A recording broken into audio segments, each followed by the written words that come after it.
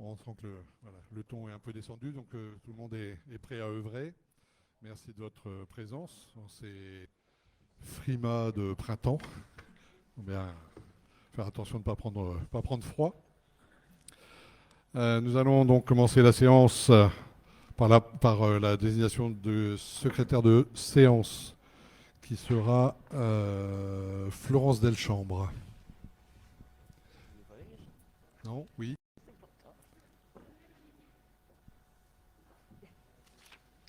Samuel Olivier, c'est lui qui a gagné. Mais quoi? Ça fait un bouton, j'ai vu rien de grave, j'espère. C'est vraiment longtemps, c'est plusieurs mois. Enfin, c'est pas exagéré, mais ouais, c'est un bon. Un peu plus Voilà, d'un si mois. Monsieur Olivier a été pourvu de la liste nécessaire, Comment? s'il veut bien faire l'appel. Merci à certains maires de me rappeler, il ne faut pas que j'oublie l'appel.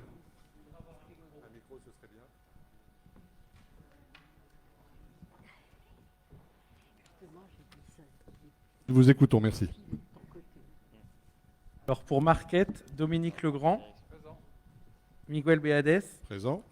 Jérôme Mathieu, Carole Depric, Karine Lelièvre, Sandrine Denis. Pour Lambersart, Nicolas Bouche, Xavier Deric, Martine Cacheux, Guillaume Lequièvre, Céline Doutrio, Yassir Moukrim, Présent. Christine Nisol, Présent. Bertin Lambré, Maha Kalash, Quentin Vasseur, Claire Pilat, Pierre Reynard, Pierre-Yves Pira, Présent. Barbara Leroy-Ledebeur, Gilles Dumay, Pascal Lucot, Fouad Laoutide, Sabine Deva, Emmanuel Magdelaine, Chantal Cousin, Thomas Hubert, Domiti Dussautois, Nicolas Burlion, Anne Ramon, Clotilde Cherperel, Catherine Gilleron.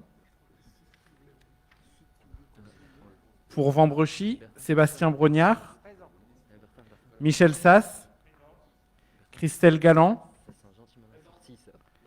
Cédric Lecourt, Ça annonce gentiment la sortie. Pouvoir, Cédric Lecourt. Laurent Witterbeck, Véronique Orman, Georges Padavecchia, Patti Roqueta, Jean-Michel Barbary, Stéphane Lahaye, Gwendoline Spotbin. Pour Verlinghem, Thierry Bonte, Benoît Bourrel. Pour Saint-André, Elisabeth Masse, Pascal Laoust, Jean-Pierre Eurin, Nicolas Lenindre, Didier Parcy, Claude Vassilkovski, Cyprien Richer, Marie Marchand, Michel Wilbruck, Véronique Tavernier, Delphine Mistal, Serge Gostijanovic, Daniel Sénéchal, Loïc Lebé. Pour Péranchy, Valérie Provost, Laurence Deloison, Samuel Rollins, Annie Carlier, Philippe Van Beneden. Pour Lompré, Hélène Monclé, Pierre Spilard. Pour Quesnoy-sur-Dole, Rosemary Alinck, Serge Méozone, Florence Delchambre. Pour Delémont, Christophe Liénard. Pour Bondu, Patrick Delbar. Bernard Jean-Baptiste. Pierre Zimmermann. Pour Marc en Barreul, Bernard Gérard. Pascal L'Herbier, Nicolas Papiachvili, Loïc Catelin. Pour Comines, Michel Sens, Jean Bacquard.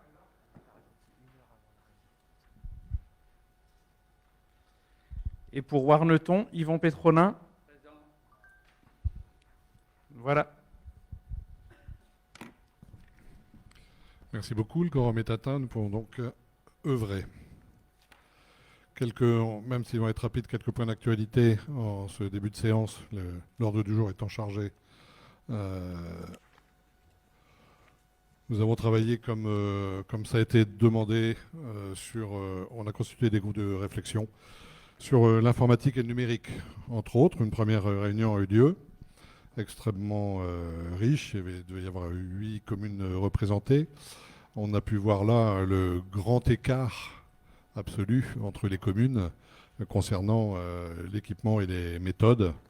Et manifestement, un travail commun sera extrêmement intéressant pour bon nombre de communes qui ont trouvé là quand même beaucoup de sujets à aborder et à approfondir. On a fait un état des lieux synthétique, le type de maintenance, externalisé, internalisé, mutualisation sur des progiciels possibles, puisque bon nombre se posent la question de là où ils vont aller. L'aspect innovant autour des réseaux type éclairage public qui peuvent aussi servir du passage d'informations. Une réflexion qui a été portée, on parle nettement la ville une des communes les plus avancées sur ces sujets, autour des logiciels libres, évidemment, puisqu'on fait le constat tous que nos budgets informatiques explosent. Et donc on cherche les solutions qui soient fiables, mais qui puissent nous permettre de minorer un peu nos coûts. Et on parle aussi globalement de développement numérique au-delà même de l'informatique.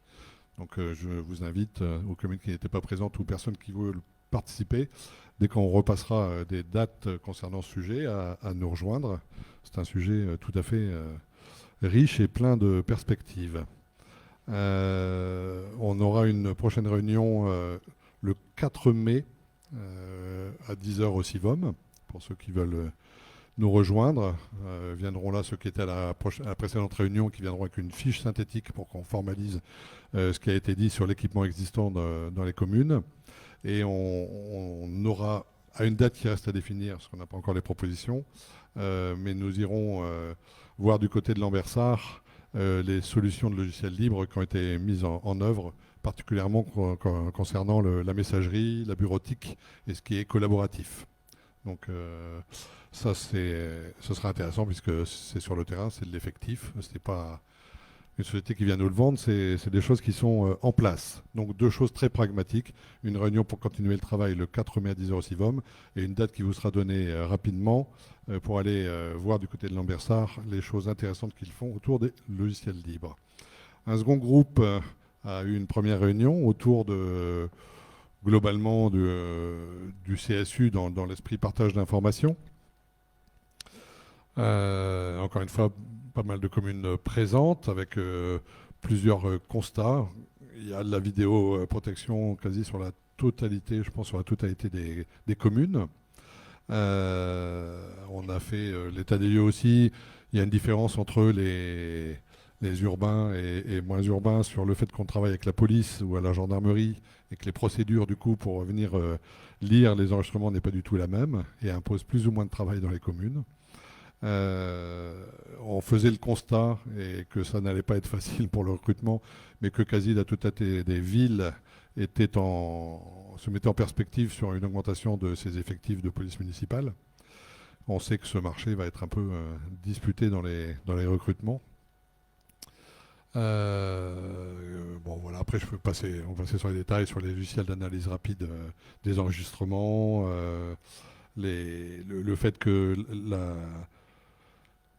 quand on parle de projet CSU, il faut que ce soit en regard d'une logique opérationnelle, c'est-à-dire que ça ne peut pas concerner par exemple la totalité du territoire, mais ça serait forcément, même s'il y avait des choses à faire, sur plusieurs secteurs, puisqu'il faut que les polices puissent intervenir sur intervention, sur une lecture directe. Donc on va pas, il faut rester très pragmatique dans ces réflexions-là. Donc voilà, ce sont des premiers constats qui sont faits. Et qu'on continuera à partager. Il y aura une visite, cette fois-ci du côté de Marc-en-Barœul, pour aller voir la mise en place de leur CSU. On décidera cette date assez rapidement, mais elle sera forcément au-delà des 4 semaines de confinement, pour pouvoir continuer à s'enrichir les uns et les autres. Rapidement, donc un troisième sujet qui a été abordé au précédent conseil syndical sur le fait de réfléchir à une occupation intelligente de la ligne commune dans le temps d'attente des projets afférents aux SDIT sur ces sites. Donc une date n'a pas encore été prise. Encore une fois, elle sera donnée au plus près de la sortie des 4 semaines sur lesquelles nous sommes en route de confinement. Le sujet reste riche. Nous avons reçu un courrier qui était au départ une proposition de motion de M. Richer, qu'on ne peut pas retenir comme motion dans la mesure où elle n'est pas du tout dans le délai, mais qui, en substance, notait le côté positif de ce projet. Et donc, je lui propose de bien évidemment rejoindre le groupe. Dès qu'il sera constitué, il y sera accueilli avec grand plaisir et avec ce qu'il pourra y amener lui-même. Donc il n'y a pas de souci là-dessus. Date sera proposée très rapidement. Monsieur le vice-président donnera une date rapidement pour aborder ce sujet. Hein, bon, je vous le disais, à partir de début mai. S'il y a des remarques, on peut noter, puisqu'on en discutait tout à l'heure en préalable du Conseil, que ce dont on parle ici dans ce groupe, c'est bien l'occupation temporaire du site en un projet intelligent qui peut servir nos propres projets d'animation du territoire. Il n'est pas en rapport direct, évidemment, avec le futur du site, sur lequel nous sommes, je pense qu'il n'y a aucun frein là-dessus, très clair sur le fait qu'on est tous intéressés à ce que cet axe reste prioritaire et intéressant comme mode de transport, qu'il soit tramway, tram-train ou autre. Mais en tout cas, toutes les villes sont bien jusqu'au dernier degré. Pour nous, ça comporte bien un cheminement de Lille à Comines qui traverse plus d'une demi-douzaine de nos communes. Donc il est évident que c'est un projet majeur. Le transport ne fait pas partie des compétences du CIVOM, mais en tout cas, les communes qui en font partie ont tous un esprit commun sur ce devenir, et on le rappellera, on le fera savoir s'il y a lieu de le faire à chaque fois que ce sera opportun.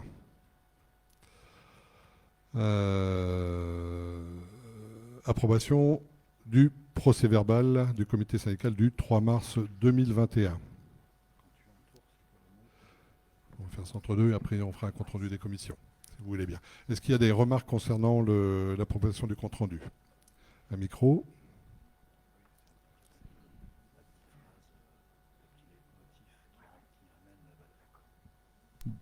Bonjour. Bonjour à toutes et à tous. D'abord, je nous souhaite d'excellents débats. Je vous prie d'excuser peut-être les représentants de Saint-André s'ils s'assoupissent durant la séance. On a eu un conseil municipal qui a duré 6 heures hier et qui a terminé très très tard. Je voulais quand même revenir sur le procès-verbal pour dire qu'il y a du mieux. Je suis content qu'on puisse voir les interventions qui ont été faites en intégralité. Je trouve un peu dommage qu'il n'y ait pas le même niveau de précision pour toutes les interventions. C'est pour ça que je m'abstiendrai. Et c'est vrai qu'on aurait pu aussi lire le cri du cœur de monsieur le maire de Marquette sur la ligne Lille-Comines. Et je vous remercie de mettre à l'ordre du jour, de prévoir effectivement les réflexions sur ce sujet. C'était le sens effectivement de mon interpellation très tardive, mais c'était le sens de mon interpellation positive. Merci. Très bien. Qui vote contre? Qui s'abstient? Merci de vos votes. 2 derniers points sur les comptes rendus de commission animation du 24 mars et de la commission emploi du 22 mars. Et on attaquera sur les proposition de délibération.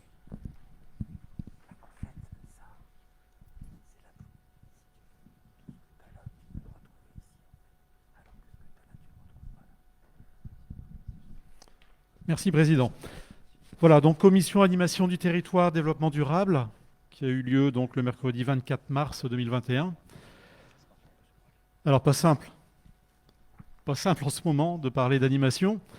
Alors, parlons par contre de ce qui a pu fonctionner, même si ça a été compliqué également. On est fiers d'avoir réussi à organiser donc l'opération Ville et Villages Propres dans à peu près la moitié des communes. Alors merci à tous ces volontaires qui ont pu participer de manière plutôt sécure, puisqu'on a bien sûr modifié nos organisations. Il n'y avait pas de regroupement, ni au départ, ni pendant, à part des petits groupes familiaux ou d'amis qui prenaient chacun un secteur de nettoyage. Et pas de regroupement, donc bien sûr, pas de débriefing à la fin. Débriefing, donc, vous l'aurez sous format papier bientôt, et format informatique également, pour le relayer dans chacune de vos communes. On a pu malheureusement, encore une fois, donc, constater que énormément de choses. Alors, comme d'habitude, on a retrouvé beaucoup de bouteilles de carton, et cette année, bien sûr, comme le suggérait déjà l'affiche, beaucoup de masques, mais également de bouteilles de gel hydroalcoolique, à voir qui sont jetés une fois vides par les fenêtres. Bon. Donc malheureusement, encore une fois, beaucoup de choses ramassées sur le bord, que ce soit des routes de campagne, des routes de ville, des bords de nos canaux. C'est toujours, voilà, il y a toujours une leçon à répéter. Alors, puisque je parle de leçon, le maire de Vambrechy avait suggéré donc que l'on fasse un zoom sur les mégots. Puisque là, il y a eu un zoom qui s'est fait automatiquement sur les masques, mais on voulait en faire un tout particulièrement donc, sur les mégots. Donc une cigarette géante a été construite. Elle va passer donc par Vambrechy. On va récupérer les mégots, les mettre dedans. Donc Vambrechy en fera une communication qu'on pourra ensuite se partager et faire peut-être promener ce tube. J'ai mal à parler de cigarettes, puisqu'on n'est pas là pour faire la promotion, bien sûr, mais de ce tube qui représente l'ensemble des mégots ramassés. Donc voilà pour cette opération. Si je passe à la partie animation, fête de l'eau, donc lors de cette réunion, on a bien sûr, donc je vous dis bien, c'était le 24 mars, donc c'était avant les dernières décisions gouvernementales. Par contre, on les sentait bien venir. On a déjà pris une décision. C'est qu'on imaginait mal pouvoir organiser les croisières, rassembler du monde dans un bateau, dans un espace clos. Et voilà, ce qui fait qu'on a pris la décision, puisqu'il y avait des fonds à engager. Au total, il y avait 29 000 € à engager donc, sur l'ensemble des bateaux. On a pris la décision de reporter sur Terroir en Fête. Voilà, pour ne pas... Puisque si on revient sur une jauge telle qu'elle était établie il y a encore peu de temps, on pouvait se retrouver avec 2 personnes par bateau.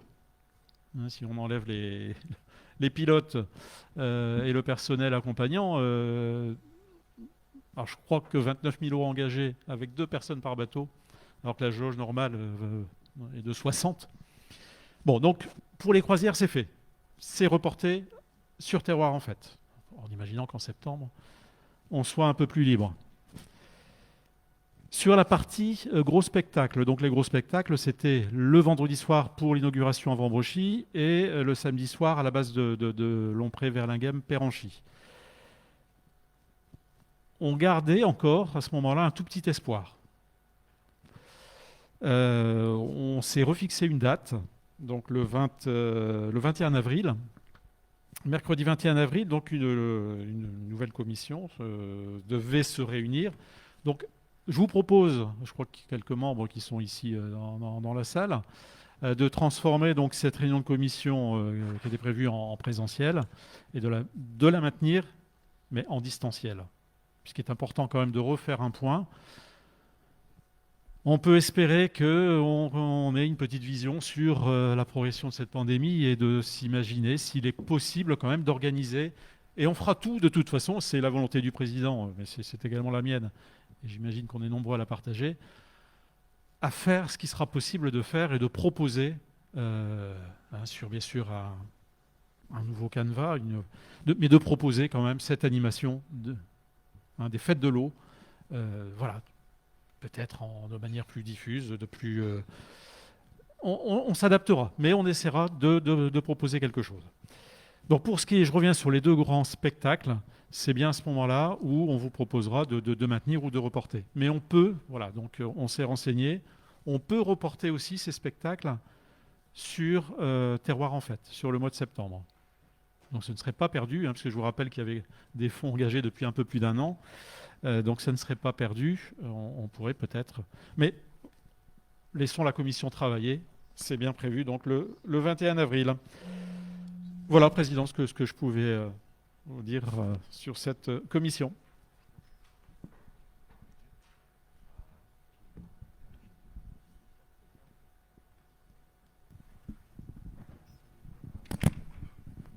Merci.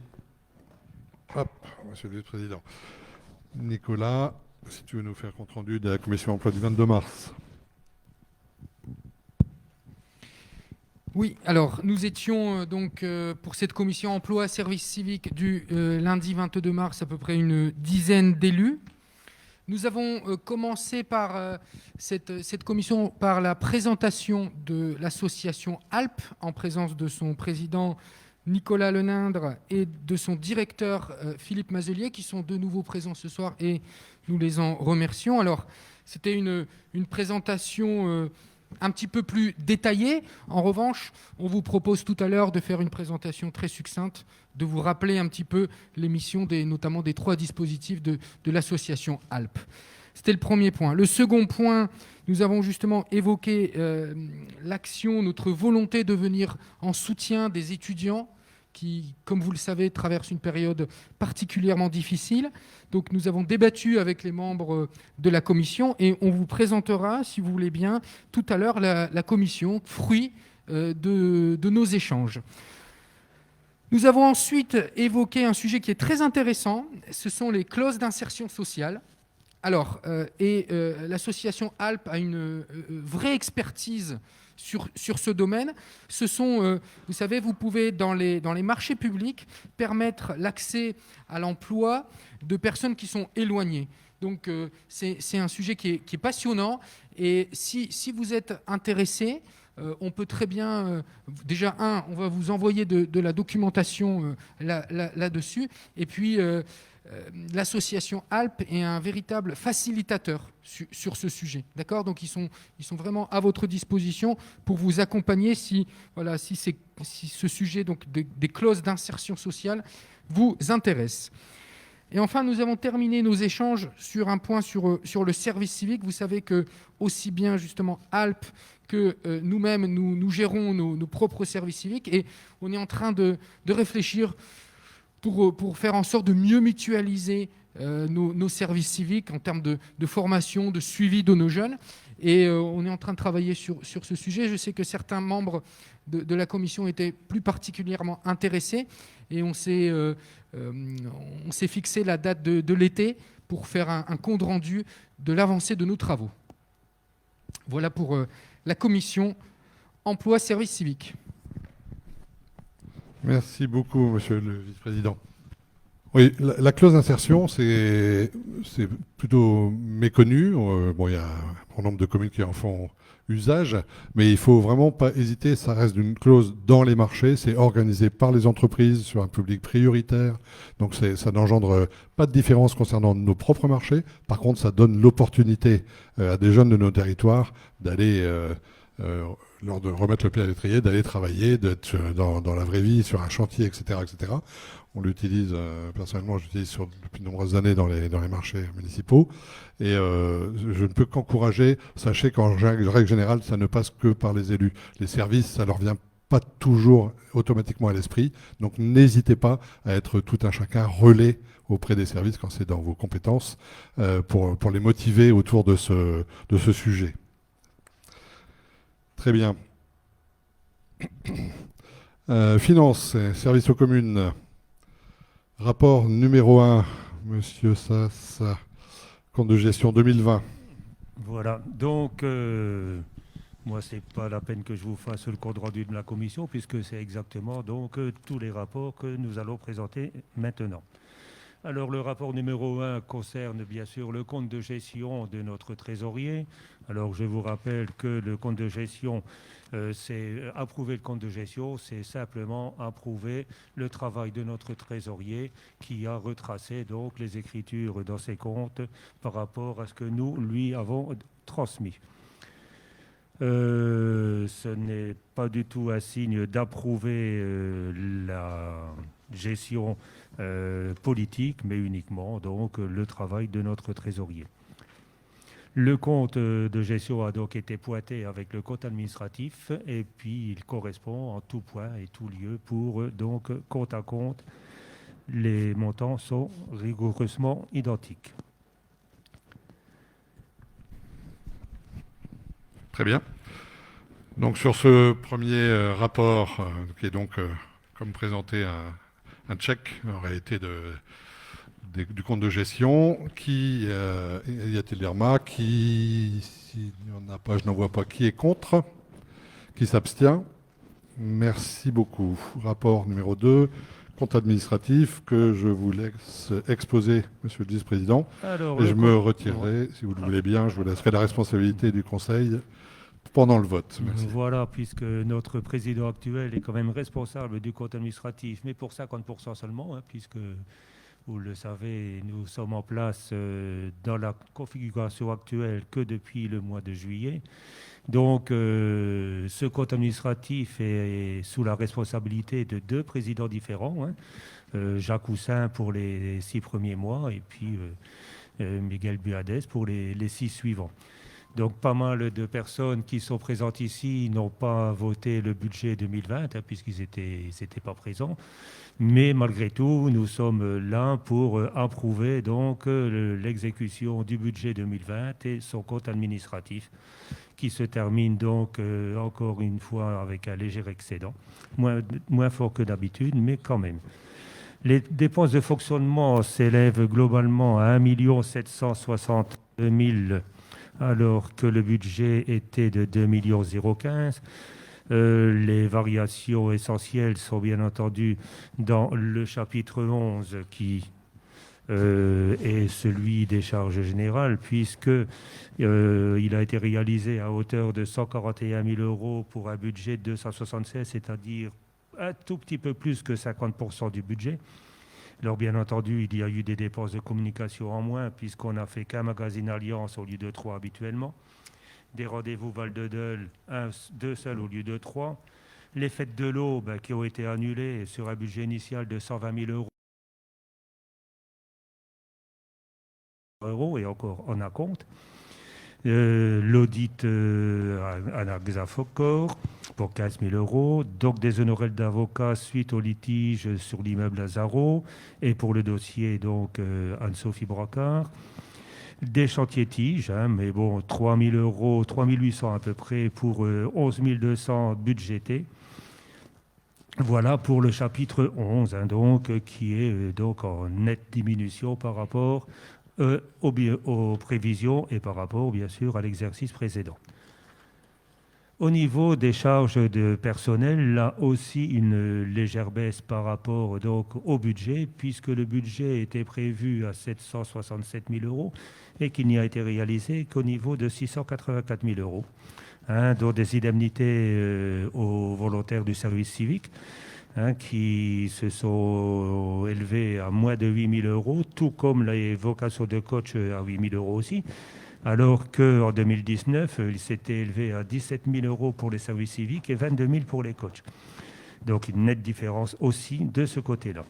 Les indemnités des élus qui passent de 144 000 € à 107 000, liées à la baisse donc du nombre de vice-présidents. Voilà, donc pour le chapitre 65, auquel on va rajouter des subventions à Alpes, le COS, le CLIC et compagnie, pour 606 000 € là, qui sont quasiment réalisés à 100% puisqu'ils étaient budgétés à 617 000 euros. Il y a aussi une autre dépense dans ce chapitre-là, dans le 67, les charges exceptionnelles de 150 000 euros qui correspondent donc au reversement de la part du réseau câblé aux communes qui étaient primo-adhérentes. Et pour compléter, des amortissements de 36 500 euros qui sont donc transférés aux recettes d'investissement. Voilà donc pour les dépenses d'investissement qui sont réalisées à 1 762 000 pour 2 millions de prévisions. Avec les explications de cette différence, essentiellement donc dans le chapitre 65 au niveau des indemnités et le chapitre 11 au niveau des dépenses de fêtes et compagnie. Au niveau des recettes, les recettes de fonctionnement, elles, ont été réalisées à 100%, puisque le budget était de 2,3 millions, réalisé à 2,30 millions, contre 2,210 millions pour 2019. Alors, qu'est-ce qu'il y a dans nos recettes de fonctionnement? Essentiellement, donc, des remboursements par les communes des différents services qui leur sont accordés pour 285 000 euros à peu près, dont 50 000 euros reversés par l'EHPAD pour ses charges de personnel qui sont traitées par le CIVOM, 93 801 euros pour le service des archives, les agents du patrimoine, une petite somme de 3 300 versée aux volontaires du service civique, pour les actes d'urbanisme des communes qui sont adhérentes au CIVOM pour 137 282 euros, les contributions fiscalisées, bien entendu, pour 1 265 000, dont une partie qui est versée directement par la ville de Bordeaux pour 4 114 euros. Le reversement de la TPU pour 303 900 euros. Et également les actes d'urbanisme aux communes qui ne sont pas adhérentes au CIVOM pour 101 300 euros.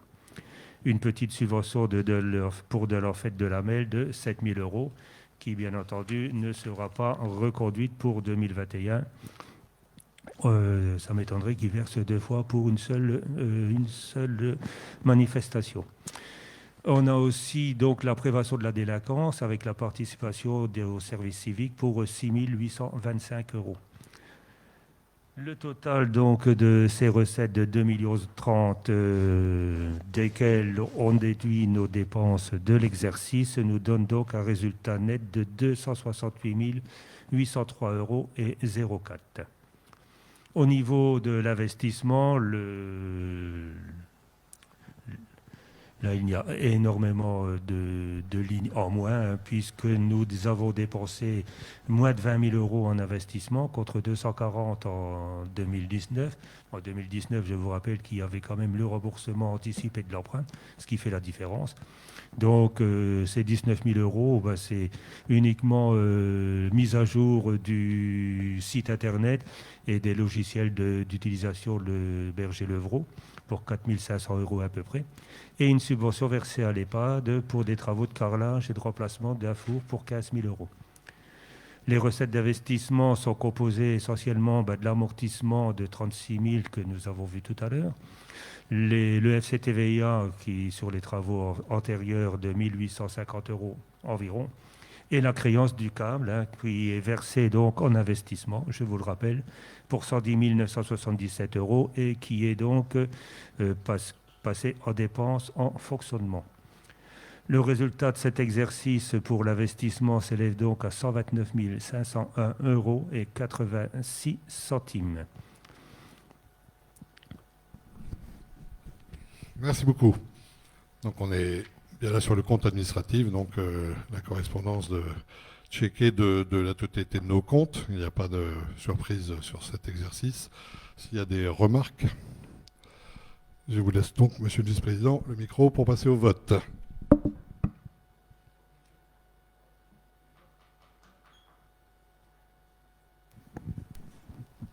Excusez-moi, monsieur. Oui, allez-y, posez votre question. J'ai une petite prise de parole.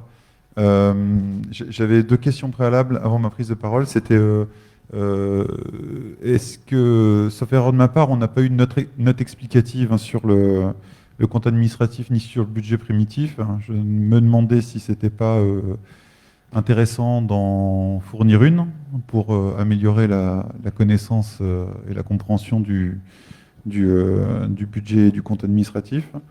Ma deuxième question, c'est est-ce que vous avez un bilan financier de la crise sanitaire sur 2020, avec des plus et des moins, pour savoir un petit peu ce que ça a changé précisément dans les finances du CIVOM? Ben, au niveau des finances du CIVOM, ça a changé que ce que je vous ai dit au niveau des dépenses, hein, puisque nous n'avons pas pu réaliser les manifestations qui étaient prévues. Au niveau des recettes, ça n'a absolument rien changé. Et le CIVOM n'était pas concerné directement par les dépenses liées au Covid, puisque ce sont les communes qui ont tout géré de leur côté. Donc la crise sanitaire n'a pas eu d'influence, sauf au niveau des dépenses et des manifestations qui ont été annulées.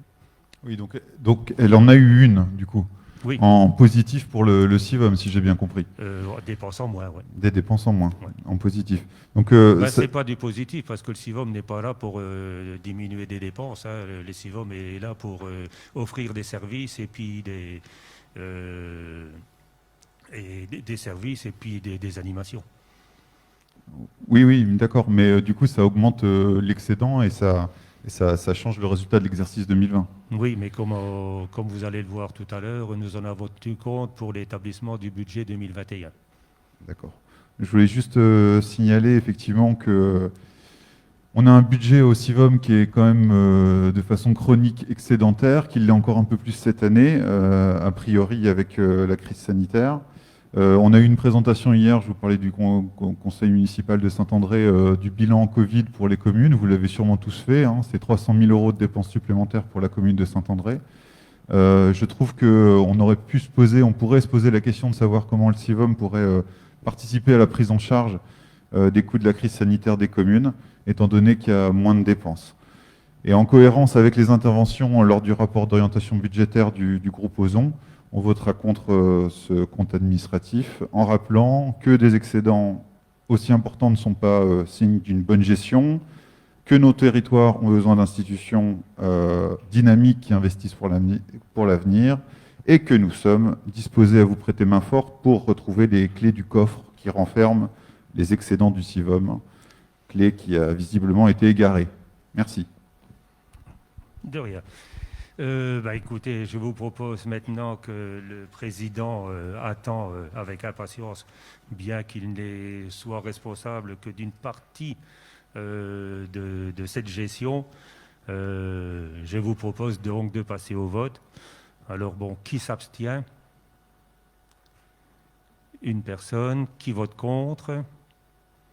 2 personnes. Donc je suppose que les autres votent pour et accordent donc leur confiance à notre président et je vous en remercie.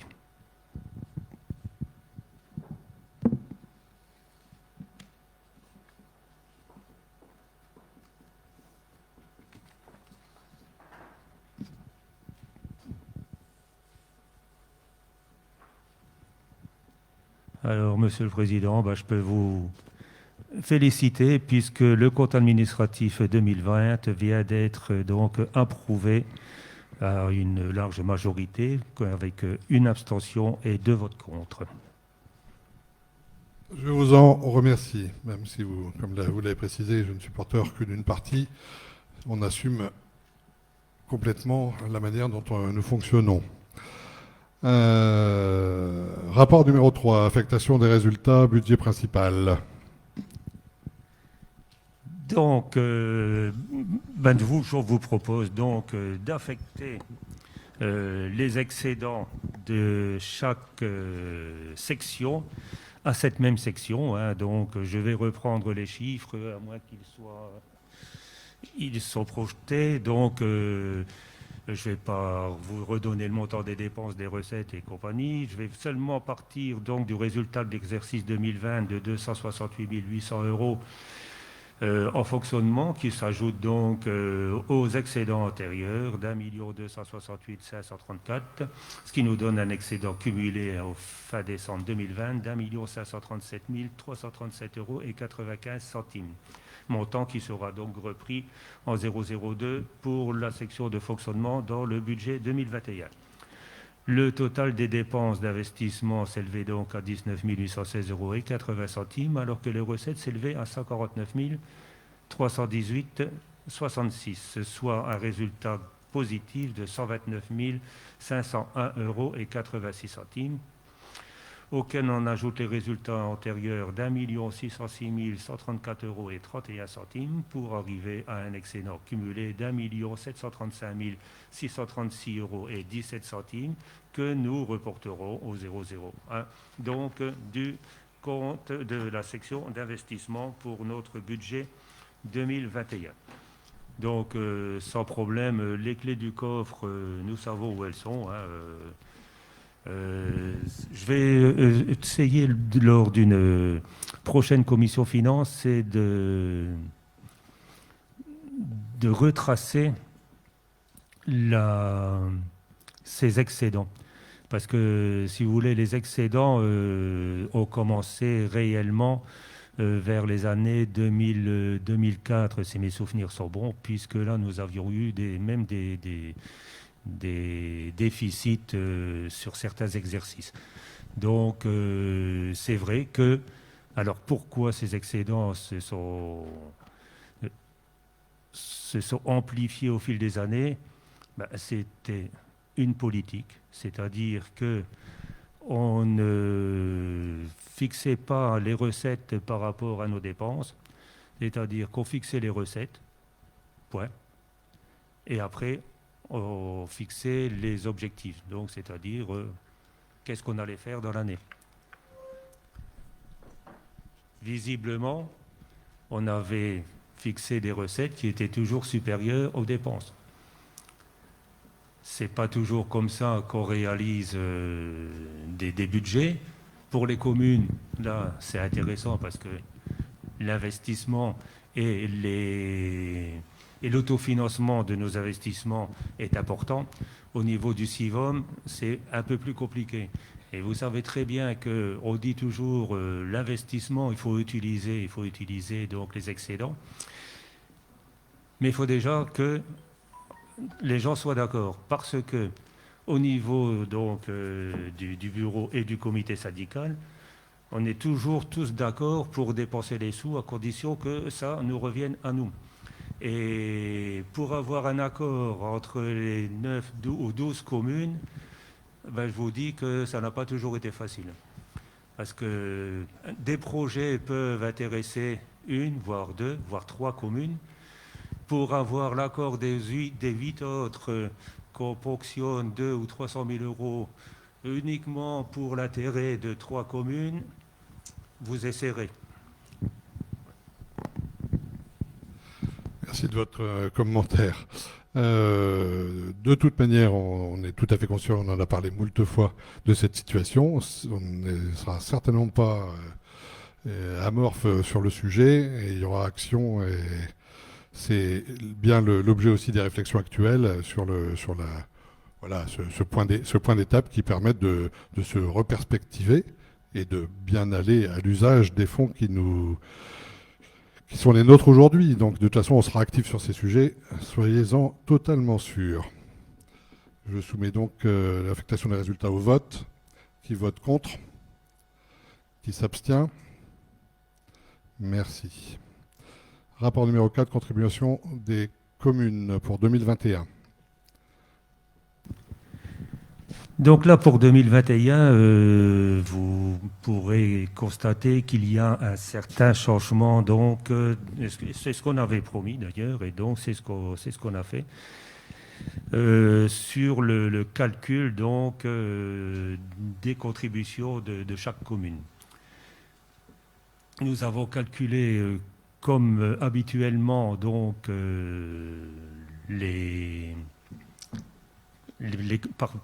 à partir des compétences, la contribution de chaque commune. Nous sommes arrivés donc à un certain montant et nous avons donc de ce montant déduit le montant de la TPU qui est reversée par cette commune. Et ce qui a fait donc nettement diminuer donc les contributions 2021.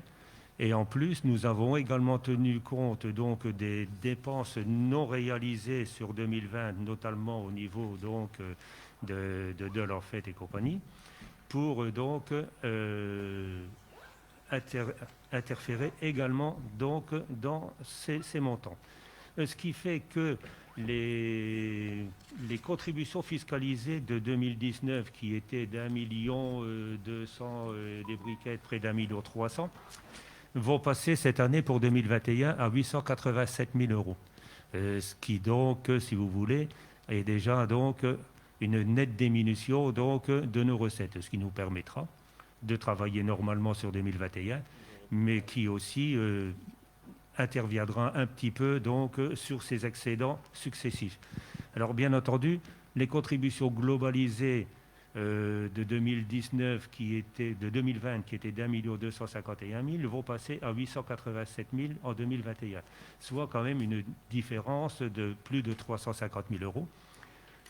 Malheureusement, ce n'est pas le budget des communes qui va en bénéficier, puisque rien ne va changer. Les communes vont toujours reverser leur TPU, mais cette TPU viendra en déduction de ce qui était réclamé aux contribuables de leur commune. C'est donc leur commune qui sera donc, les habitants de leur commune qui seront bénéficiaires, et sur leur feuille d'impôt, ils verront donc une nette diminution donc de la part des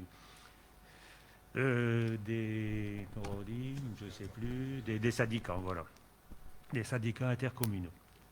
Alors sur la délibération, on vous a indiqué le montant, le coût par habitant du coup de ce genre de travail qui a été fait, et donc le coût par habitant varie nettement selon les communes.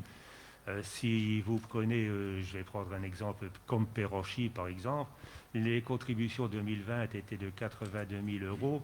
Pour 2021, ça passera à 40 000. Pourquoi ça descend autant? C'est parce que la TPU de Péranchy était de 40 000. Donc 40 000 par rapport à ses habitants, c'était relativement important. L'Ambersart baisse nettement moins, mais pourquoi? C'est parce que ses contributions globales étaient de 340 000 euros environ, et que sur ces 340 000 euros, il n'y a que 65 000 euros de TPU, c'est-à-dire seulement 25 000 euros de plus que Péranchy, alors que la contribution globale au départ était supérieure de 250 000. Donc bien entendu, la baisse pour l'Ambersart est moins perceptible, si j'ose dire. Mais si vous voulez, par ce système-là, chaque commune, chaque habitant de la commune paiera vraiment pour les compétences qu'il a et par rapport aux besoins réels. C'est-à-dire qu'il n'y a plus de blocage, on n'est plus à dire tous les ans on prend 918 000 euros pour les 9 communes de départ et on y ajoute donc les contributions des communes qui sont uniquement à la carte. Il y a des diminutions aussi, comme pour commune par exemple, commune passe de 40 000 euros à 23 000 euros parce qu'on a tenu compte. Parce qu'on a tenu, oui, je parle à côté. Ouais. On a tenu compte donc de leur fait qui n'avait pas été réalisé. De Le Mans baisse un petit peu aussi, Warneton diminue par 2. Vous avez Lompré qui était à 26, il passe à 16. Quesnoy bien sûr est à part puisqu'il était de 67 000, il continue, et cette année il va payer 65 000. Bon. Le pourquoi, c'est parce que Quesnoy ne reversait pas la TPU. Si Quesnoy avait reversé la TPU, il aurait eu cette TPU en moins. Bon, le budget de Quesnoy ne va pas changer. Mais c'est les habitants qui continueront à payer la même chose. Je pense que c'est le bon chemin que nous avons choisi pour donc réformer un petit peu ces contributions des communes donc au budget du CIVOM. Tout à fait. Donc c'est le début du travail et ce qui nous était permis puisque c'est une minoration de dépenses.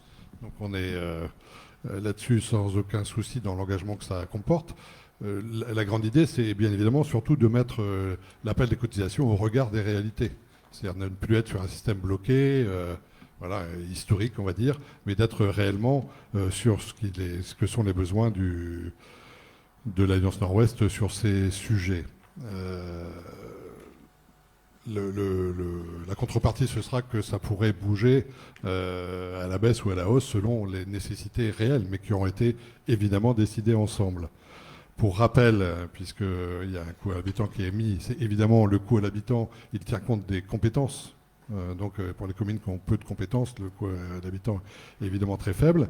Et pour rappel, pour ce qui est des contributions des communes, le ratio, il est sur la population, d'une part, sur les produits attendus, d'autre part, et la masse globale d'imposition. Ce n'est pas juste une référence à un montant par habitant. Il y a 3 éléments qui sont faits au regard des capacités réelles des communes sur leur rentrée, on va dire, sur leurs finances. Et donc, ces trois sujets qui sont dans la base de calcul historiquement et qu'on a... le fait d'enlever le bloc initial, ça permet de décorréler ça et d'être tous sur le même mode opérationnel. Tous.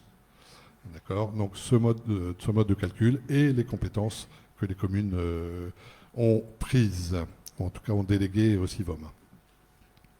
S'il y a des remarques ? Un micro ? J'ai une remarque de compréhension parce que j'avais posé la question sur les notes explicatives, mais comme on n'en a pas, je me permets de poser une question. On a des contributions 2020. En 2020, on avait aussi le reversement de la taxe professionnelle unique. Oui. D'accord, ok. Donc pour comparer, en fait, il faudrait comparer contribution 2020 plus taxe professionnelle par rapport à ce qui est proposé aujourd'hui. Non, mais donc du coup, en fait, ça aurait été bien peut-être d'indiquer que ça existait aussi auparavant, parce que là, on a l'impression qu'on passe des contributions 2020 aux contributions 2021 plus TPU. Mais bon, voilà, si vous me dites que... Oui. Le mode de calcul n'a pas changé concernant la TPU, elle est toujours soustraite. Simplement, elle est réellement enlevée comme tous les ans, mais sur un calcul qui n'est plus bloqué, mais sur un calcul réel. Donc pour ça, quand vous avez une colonne dans le tableau, vous avez une colonne contribution de 2020 pour donner le référentiel, et puis la contribution réelle 2021, ce qui vous donne le comparatif. La TPU, la posture qu'on en a par rapport à la TPU n'a strictement pas changé. Voilà. Ok, merci. Pardon. Oui, parce que... En fait, le mode opérationnel, c'est que la TPU était un surplus par rapport à ce bloc. Hein, c'est ça ce qu'on a fait, surtout. C'est ce bloc qui était initialement consenti, et la TPU venait se mettre en surcharge. Donc on a toujours ce reversement, mais simplement, la TPU, avant, elle venait en plus de ce qui était appelé. Là, elle minore l'appel par rapport au potentiel de contribution. D'accord, M. Sass ? Voilà. On passe donc au vote. Qui vote contre ? Qui s'abstient ? Unanimité. Merci beaucoup. Rapport numéro 5, budget principal.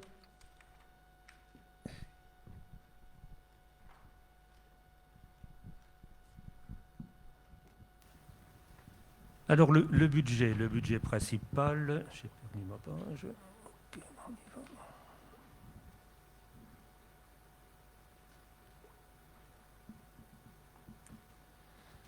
Voilà, donc comme on vous l'a annoncé, donc le budget de fonctionnement donc diminue, hein, puisque le budget 2020 était en dépenses de 2,15 millions, il passe à 1,860 million donc pour 2021, et les recettes globales qui étaient de 2,3 millions passent à 1,608 million.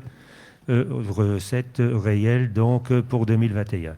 C'est-à-dire que globalement, si vous voulez, les dépenses sont supérieures aux recettes de l'exercice.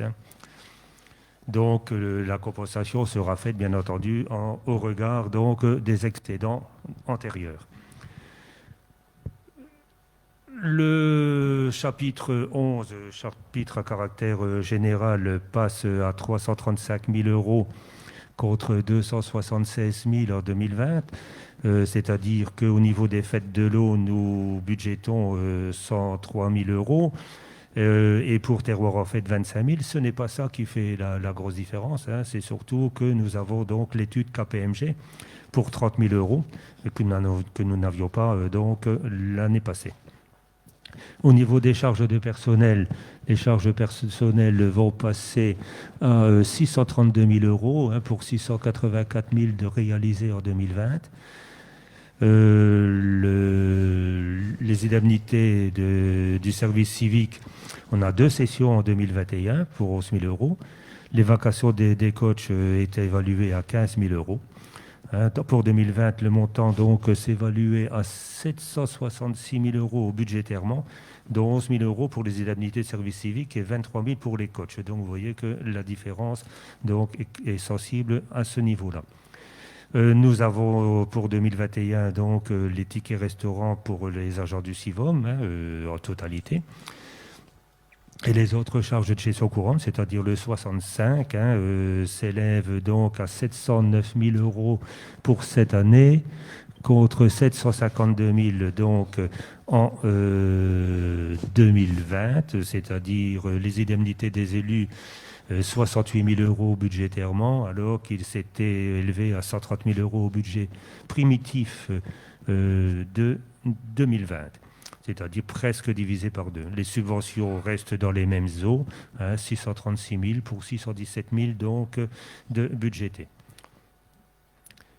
Au niveau des dépenses, donc pas beaucoup de variations entre les différentes lignes. Au niveau des recettes de fonctionnement, elles s'élèvent à 3 146 000 en y intégrant bien entendu les résultats reportés. Autrement, le résultat net, c'était, je vous ai dit, 1 608 000. Les recettes de la fiscalité, bien entendu, baissent fortement puisqu'elles passent de 1 247 000 à 887 000 euros. La TPU, elle, est toujours là pour 303 900 euros. La participation budgétaire de Bordu s'élève à 3 300 euros contre 4 000 euros les autres années.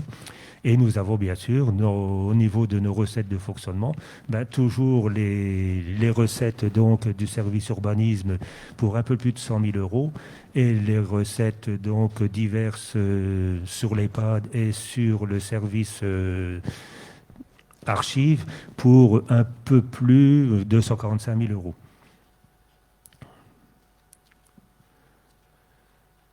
Voilà l'ensemble donc de nos recettes pour l'année. Au niveau des investissements, nous avons prévu de faire quelques investissements par l'achat de logiciels et passer à la dématérialisation, le remplacement de certains matériels informatiques et puis l'achat d'armoires, le tout globalement pour 55 000 euros. Il y a 25 000 euros de logiciels et 30 000 euros de matériel. Les recettes d'investissement sont composées de l'excédent, bien entendu, des amortissements 26 900, ça c'est une opération technique, donc c'est des recettes obligatoires, le SCTVA pour 2 692 euros, et les créances sur le réseau numéricable, qui passent toujours donc, dans nos recettes d'investissement pour un peu moins de 111 000 euros, 110 977. Nous vous proposerons certainement une décision modificative lors d'un prochain comité, puisque nous avons demandé donc au directeur de l'EHPAD de chiffrer un petit peu les travaux nécessaires donc, dans la structure. Et nous allons en fonction de ce qu'il va nous montrer et dire, voter une subvention donc, pour faire ces travaux de l'EHPAD. Très bien, merci. Sur ce dernier point, en réalité, c'est un travail, on en avait déjà parlé, mais c'est un travail qui est démarré depuis un bon moment déjà, puisque sur notre demande, il y a eu un travail de fait par l'équipe de direction de l'établissement pour répertorier, puisque c'est eux qui le vivent, répertorier ce qui leur paraissait nécessaire, à minima, et de catégorier en termes de priorité ce qui était dans ces chantiers. Donc tout ce travail a été réalisé. On en est aujourd'hui à la partie chiffrage. C'est pour ça qu'on ne peut pas l'intégrer budgétairement sur le budget initial, mais qu'on vous dit dès aujourd'hui qu'il y aura en cours d'exercice une demande modificative au niveau des investissements au regard de ce qui aurait été établi précisément, chiffré, etc., sur ce sujet. Voilà, sur ce point qui est pour nous d'importance. Des remarques? Qui votent contre? dans l'ordre. Allons-y, si vous voulez. Toute petite remarque, mais voilà, pour confirmer le problème qu'on a avec le budget du CIVOM. C'est vrai que si on regarde les dépenses qui sont prévues, on est à 1 900 000 € environ, et on a des recettes qui se tournent avec les excédents à 5 millions d'euros. Donc on a en fait une prévision toujours soit une situation de sous-dépense, soit aussi une situation de sur-recette. J'ai bien compris, mais bon, on parle du budget, donc je me sens obligé de le rappeler. J'ai bien compris que vous allez prendre ce problème à bras-le-corps, mais ça me pose toujours un problème en 2021, au moment où on a des besoins importants sur nos territoires. Et voilà, donc c'est la raison pour laquelle, conformément aux autres avis qu'on a pu formuler, je voterai contre le budget. Merci de votre remarque. Ok. Donc bon, vous faites mention là de 2 chiffres que vous mettez en parallèle, qui pour moi, voilà, on fait apparaître en recette des résultats cumulés. Donc pour moi, c'est toujours toute la différence dans le privé entre les comptes d'exploitation et les bilans. Donc ce qui nous importe, nous, c'est l'exploitation qu'on fera évidemment de l'argent disponible, et d'autre part, c'est surtout le fait d'être au plus près, c'est-à-dire d'appeler à minima aux dépenses nécessaires. C'est bien notre seul objectif. Après, l'affichage des chiffres, il reprend les reports, c'est comme ça, on n'en fera pas autrement, mais on en fera exploitation. Et je vous rappelle les chiffres que j'ai donnés d'ailleurs. De toute façon, le total des dépenses de fonctionnement budgétées est d'1 861 916 €, alors que le total des recettes de l'exercice budgété est d'1 608 000. Ce qui veut dire qu'on est à 260 000 € donc, de déficit sur l'exercice, qui viendra bien sûr en déduction des excédents antérieurs. On travaille donc largement déjà la question. On passe donc au vote. Qui vote contre? 2. Qui s'abstient? 1. Merci beaucoup. Rapport numéro 6. Explication du coût de l'acte pondéré de prestation de services instructeurs pour le 2021. Donc là, nous avons bien entendu regardé les différentes quantités de dossiers transmis donc, par les différentes communes. Et donc, le nombre d'actes a augmenté de 5%, alors que les charges des services n'ont pas du tout augmenté. Donc, on vous propose de baisser le coût pour ces communes extérieures de 256 € à 243 €. Le coût de l'acte facturé aux communes du CIVOM, lui aussi, il est en baisse, beaucoup plus sensiblement, puisqu'il passe de 207 € en 2020 à 167 € en 2021. Alors bon, il n'y a pas de miracle, hein. De toute façon, il faut bien que l'on regarde les dépenses et les recettes. Au niveau donc de ces coûts qui ont fixés, ça couvre donc les charges générales et les charges de personnel. Et le simple fait que 2 personnes de ce service sont parties en retraite avec donc des salaires relativement élevés et qu'ils ont été remplacés par des personnes qui sont moins payées tout en étant bien payées quand même, bien entendu. On n'exploite pas nos agents. Ce qui fait que le prix de revient d'un acte est nettement diminué.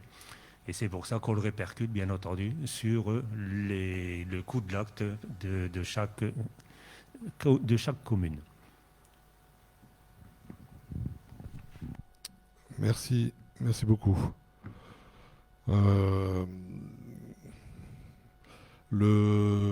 Oui, un effet ciseau, souvent on donne l'effet ciseau dans un aspect négatif, là c'est un aspect positif, l'aspect des charges salariales qui descendent, et le fait surtout du nombre d'actes qui progressent. En réalité, on se règle aussi par rapport à ça. Vous savez qu'on a un système de calcul sur 3 ans, etc., pour lisser un peu ces tarifs. Donc voilà, les 2 éléments positifs étant là, ça nous permet de nous positionner sur une tarification à la baisse. Y a-t-il des remarques? Qui vote contre? Qui s'abstient? L'unanimité. Merci beaucoup. Rapport numéro 7, subvention à l'association Alpes, au titre du PLI, la mission locale et de la Maison de l'Emploi. Nicolas, si tu veux bien. Oui, merci Monsieur le Président. Alors, dans le cadre de cette délibération, nous vous proposons une présentation rapide de cette association. Je vais peut-être appeler son président, Nicolas Lenindre, qui va venir nous rejoindre.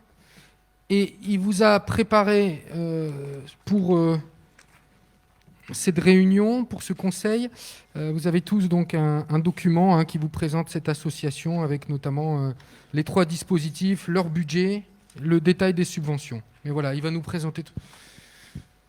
Je sais pas, ou alors comme tu veux, tu peux rester debout, c'est comme tu veux. Bonsoir. Donc, vous avez le document sur la table. Donc, enchanté de vous présenter Alpes ce soir, donc l'Alliance pour l'emploi et la solidarité sur la métropole nord-ouest. Nous représentons donc 3 piliers majeurs qui sont la Maison de l'Emploi. Donc, la Maison de l'Emploi intervient particulièrement auprès des entreprises. Elle intervient aussi pour contribuer au développement local de l'emploi. Donc, effectivement, c'est un vivier de réflexion. Et elle organise aussi les événements comme le Salon de l'Emploi qui se sont tenus à Marc il n'y a pas longtemps et qui vont continuer l'année prochaine. La mission locale qui, là, intervient sur un public de 16 à 25 ans pour favoriser l'insertion sociale et professionnelle des jeunes, donc dans le repérage, dans l'accueil, dans l'information, l'orientation, l'accompagnement, la mobilisation des mesures liées à l'insertion et à la formation de l'emploi et aide à la résolution de problématiques périphériques telles la santé, les ressources, le logement, la mobilité et la citoyenneté. Et le 3e pilier qui cible le public des allocataires du RSA, demandeurs d'emploi de longue durée et de très longue durée, des travailleurs handicapés et des seniors. Et sa mission est de favoriser l'insertion sociale et professionnelle des participants. Voilà, vous avez un petit peu plus de détails, mais je reste à votre disposition. Concernant le financement, donc sur les camemberts de droite, vous avez le détail par mission locale, Maison de l'Emploi, mission locale et pli. Donc vous avez un montant de qui représente 349 000 euros. La part du SUFOM représente 14%. C'est un peu petit. Je ne sais pas si vous le voyez. Non, pardon, excusez-moi, je me suis trompé de document. Pardon. Donc sur l'association, les produits prévisionnels de l'exercice 2021 s'élèvent à 2 717 000 euros. La part du SIVOM représente 25%, l'État 45%, l'ARS 12%, les fonds sociaux européens 10%, le département 6%, la région 6%, l'AMEL 5% et Pôle emploi 3%. De l'autre côté, vous avez les charges prévisionnelles de l'exercice 2021 avec la répartition au niveau des charges du personnel qui représentent, eux, 85%. Voilà. Et vous avez le détail des subventions d'exploitation par dispositif. Donc la Maison de l'Emploi, ça représente 379 000 euros. La part du SIVOM, elle est de 14%. Vous avez la mission locale qui représente 1 778 000 euros et la part du SIVOM représente 65%. Et vous avez le PLI, le plan local d'insertion et de l'emploi, qui représente 560 000 euros et la part du SIFOM est de 21%. Et après, vous avez d'autres effectivement partenaires, le conseil général, le conseil départemental, vous avez le fonds social européen et le conseil régional. Voilà.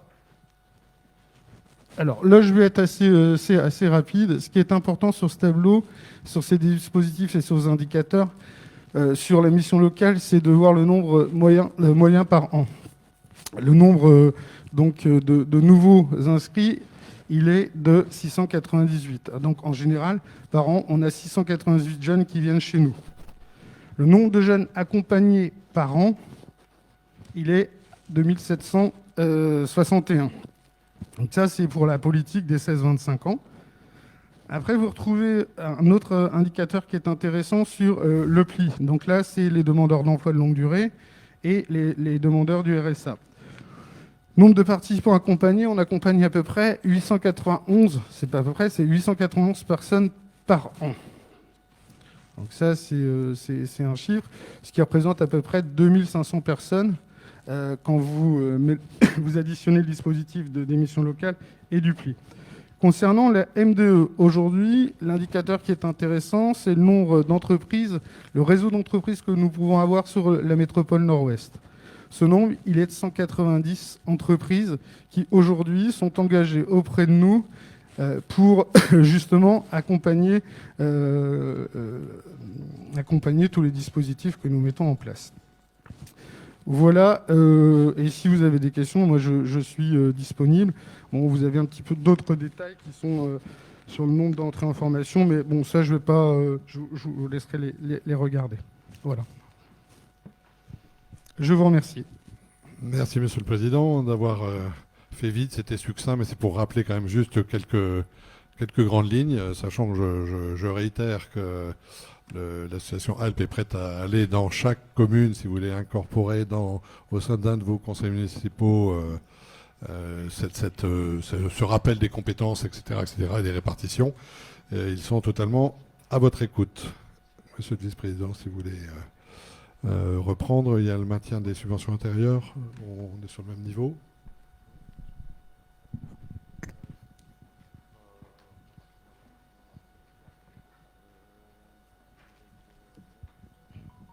Oui, merci, Monsieur le Président. Alors, après cette présentation, il vous est soumis au vote la délibération que vous avez eue préalablement et où donc il est acté. Ce qui est intéressant, c'est ce soutien depuis maintenant de nombreuses années à cette association qui fait un travail ô combien important. On peut en profiter aussi pour saluer son directeur, Philippe Mazelier, qui est dans la salle, qui est très impliqué et très au fait de l'ensemble de ces sujets.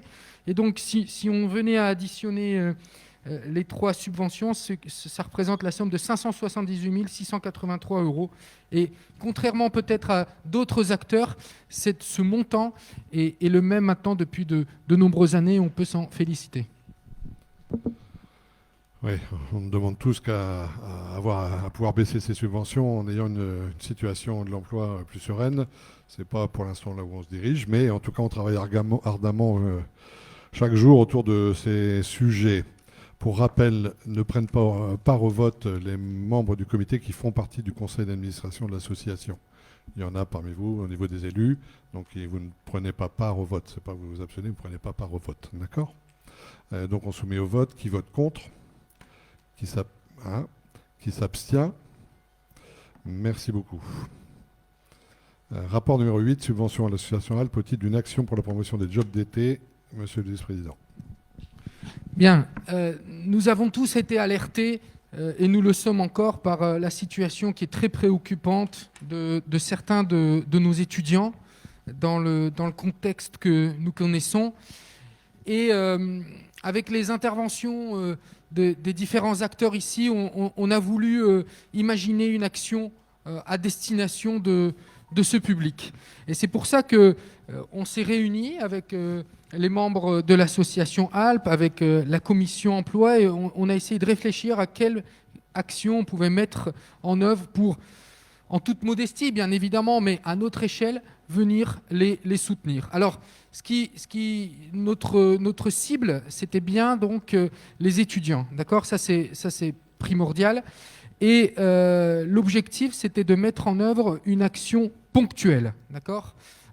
Courant avril à septembre 2021.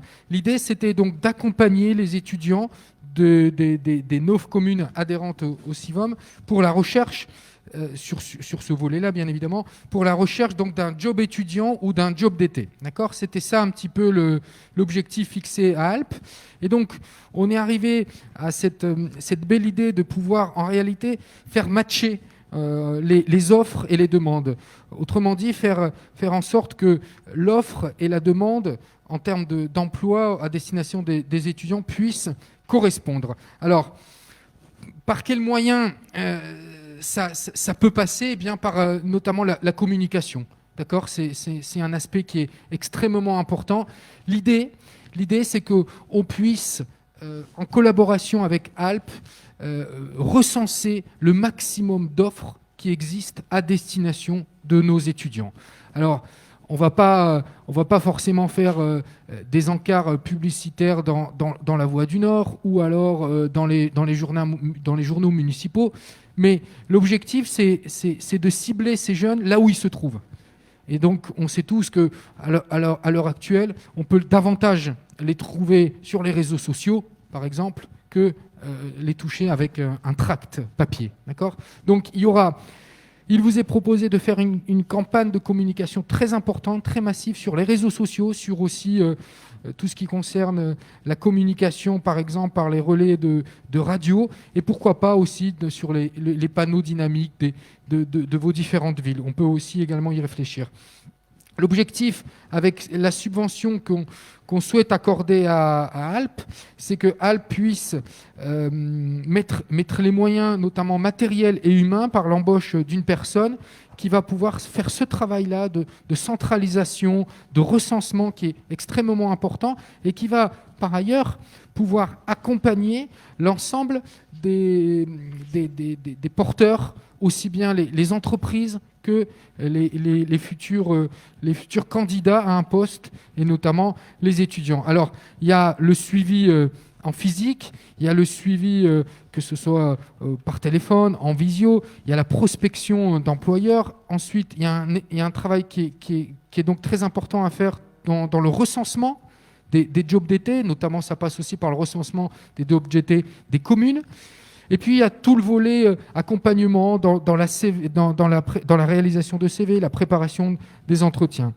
Et donc, tout ça aboutira à donc cette campagne de communication. Et l'idée, c'est de ramener ces jeunes-là vers une plateforme, donc vers le site, que ce soit de Alp ou du Sivom, pour que ils puissent trouver potentiellement des offres. Donc là, alors c'est une ébauche, hein, d'accord. Le projet n'est pas finalisé définitivement, mais voilà à quoi ça pourrait ressembler.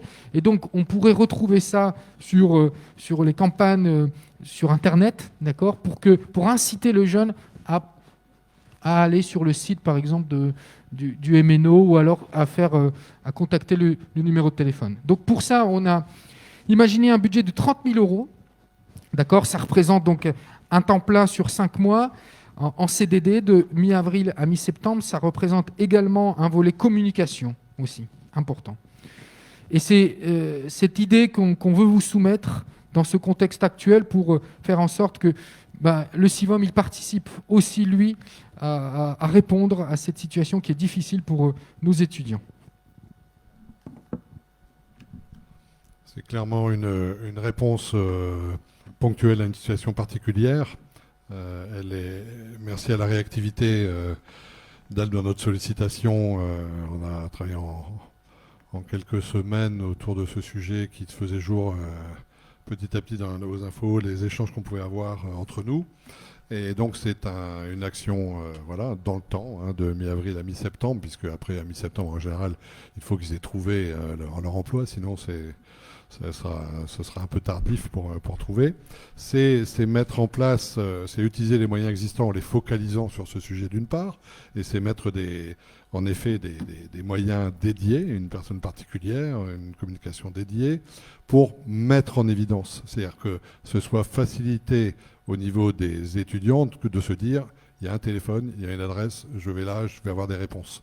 Donc on essaie d'être vraiment dans le pragmatique absolu en pensant usage, c'est-à-dire on leur met à disposition une communication simple, évidente sur son sujet unique, et qui devrait pouvoir porter ses fruits.